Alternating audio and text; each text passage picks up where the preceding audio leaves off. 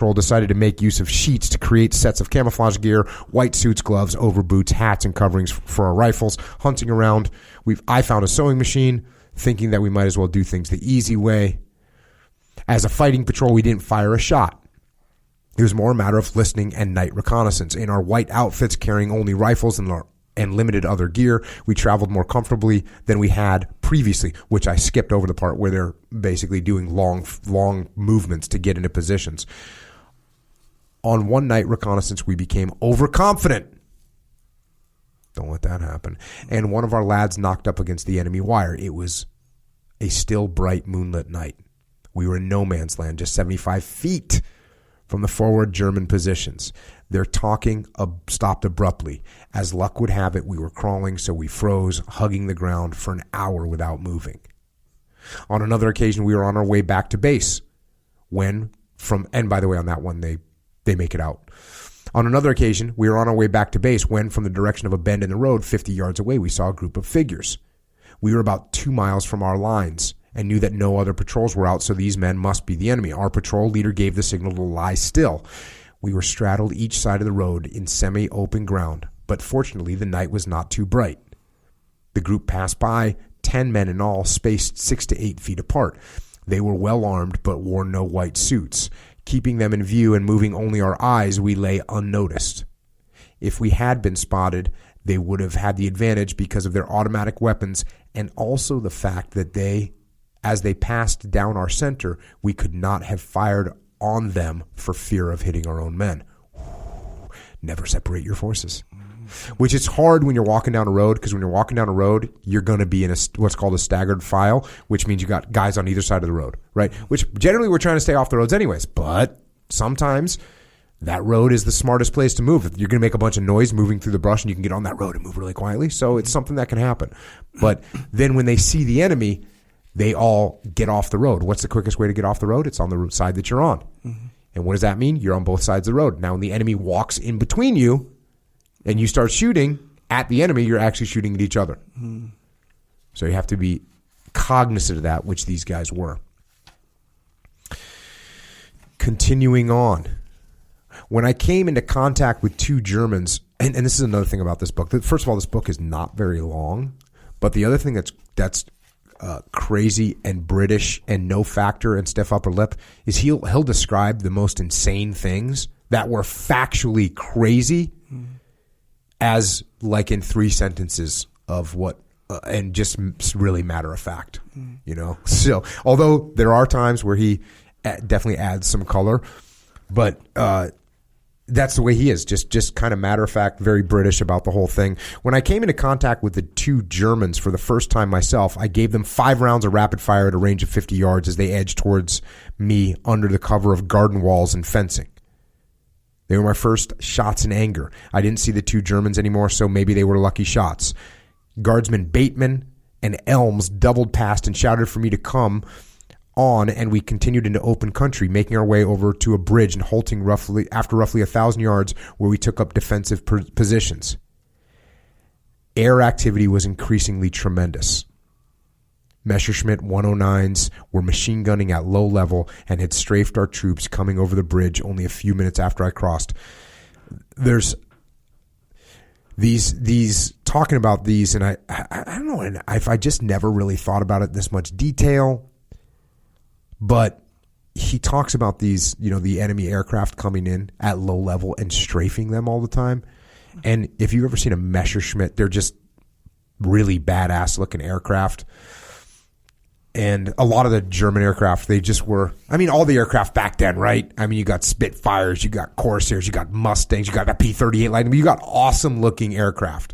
And if you can imagine this too, at that time, those were the most technologically advanced things, right? So they didn't look old, right? They looked like a X-Wing fighter from Star Wars, sure. Right? That's what you were seeing. You were seeing this magical machine that was just, and now this thing is pointing at you at an altitude of like 300 or 400 feet and just dumping machine gun rounds at you.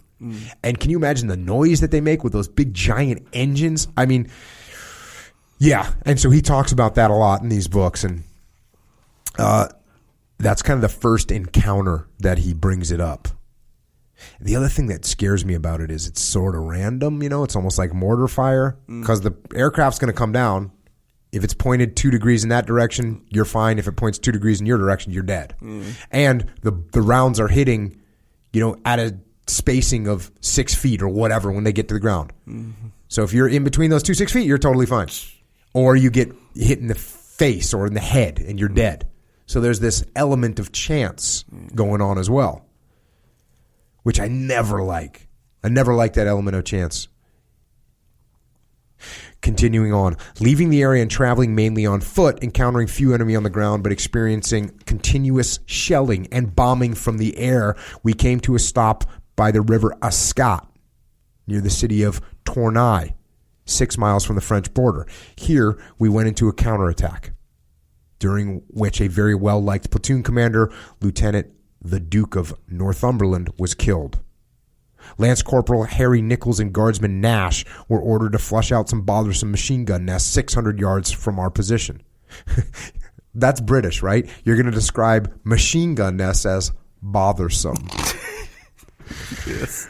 The section I was in gave covering fire. What is that all about? Yeah, that's called cover and move. Fundamental. To our left, they picked their way with caution, Nichols and a light machine gun under each arm. Nichols with a light machine gun under each arm. I didn't see them anymore, but they must have completed the mission because the enemy fire ceased after a while.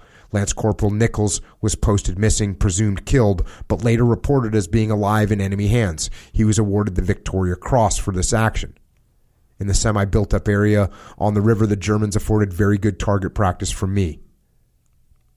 I found that I just could not miss, but we were all getting weary through lack of sleep and proper food. No one can live off scraps or from scavenging for long without feeling the worse for it.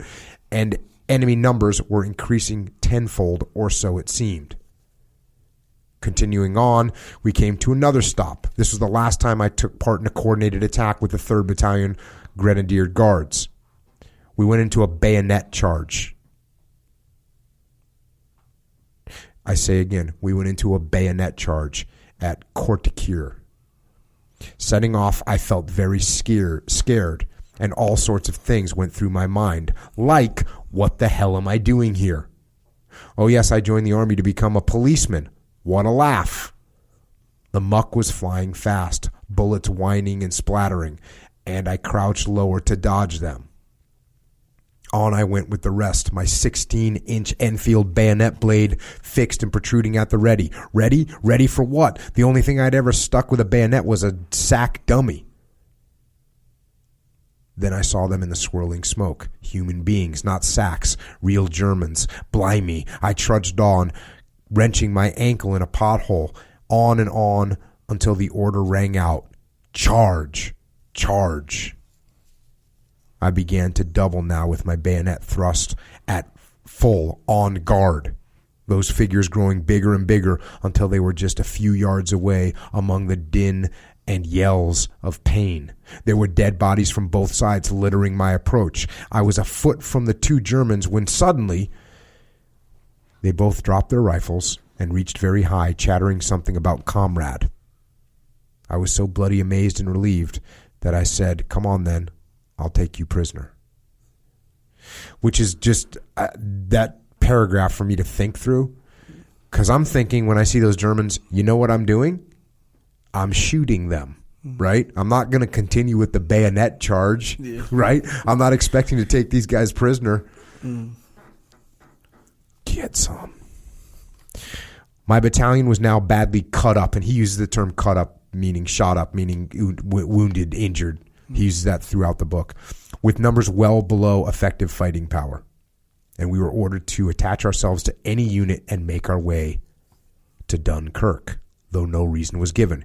And here I was stuck with 2 German prisoners. The journey was nerve-wracking, with hordes of refugees jamming the roads and making military transport movement almost impossible. Lorries, guns, and French H-39 Hotchkiss tanks were often seen abandoned in ditches, rendered immobile, but clearly not by enemy action. What was going on? Were we throwing in the towel? So he's seen all these abandoned vehicles and they're being destroyed by friendly forces. only because we don't want the enemy to get a hold of our tanks. And he's trying to figure out what's going on. And obviously anyone that knows anything about history knows that they're heading for Dunkirk to leave. The route was an absolute shambles, with military and civilian gear constantly getting estranged. Rumors were plentiful now, such as the story that Leopold III of Belgium and his army were capitulating. Towns all over France were falling into enemy hands. French General Giraud had been taken prisoner. To pile on the agony, the Germans did not let up on their bombing or machine gunning one bit, and their slaughter of refugees was unnecessary and sickening to see. We did what we could in the way of tending to civilian wounded, using their own clothing or bedding for bandages, while their dead were either left or covered with something to hide their torn bodies and agonized faces. Even cattle grazing in the fields had not escaped the blitzkrieg and lay bloated through lack of milking, or blown apart by shell fire. The carnage spread for a good 2 miles. After seeing those poor wretched civilians so cut up, the occasional wounded soldier did not seem quite so bad. My 2 German prisoners appeared to be as disgusted by all of this as I was.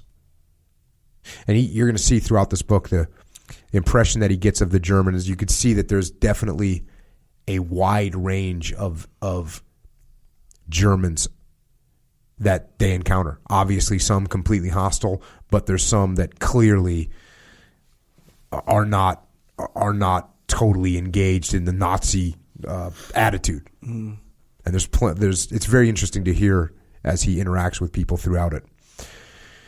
Continuing on, we reach the outskirts of Dunkirk to find a mass buildup of French and British soldiers with transport tanks and artillery pieces jamming the roads like a London rush hour. The next 5 days were a mixture of hell, hunger, and fatigue, and I think it was only thanks to the fatigue that I overcame the hell and the hunger. I know it was 5 days because I put a nick in my rifle butt each morning when roused by the visiting Stukas and Messerschmitts. So they're getting bombed and they're getting machine gunned every morning.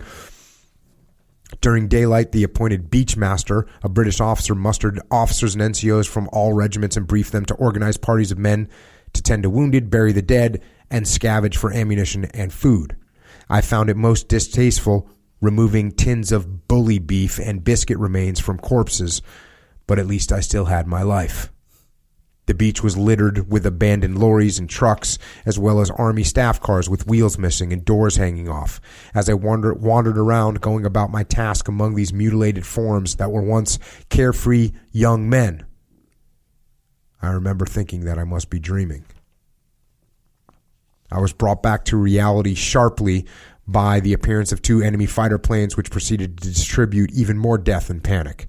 I dived over a corpse and slithered down a sand dune, the staring eyes of the corpse saying to me, "Get your head down and arse up."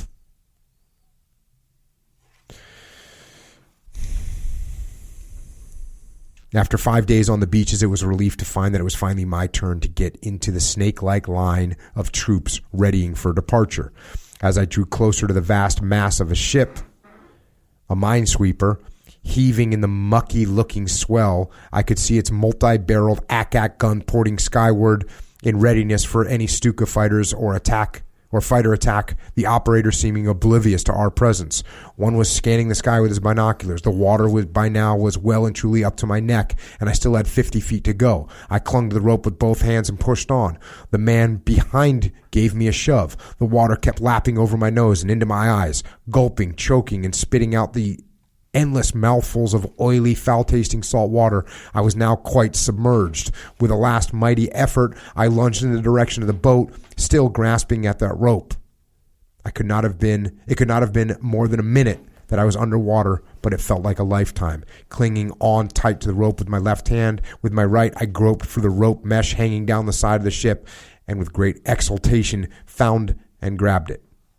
I managed to pull myself up, and up, the ship rocking and heaving with each vibration of the exploding bombs, which were arriving much too close for my liking. So finally he's on board the ship and they're getting bombed and strafed. Flopping down exhausted, I was soon asleep, though inevitably we had a visit from a Messerschmitt, and this woke me violently as its bullets danced along the ship's deck, causing large pieces of wood splinters to spew over everyone. These administers as much damage as the bullets to some,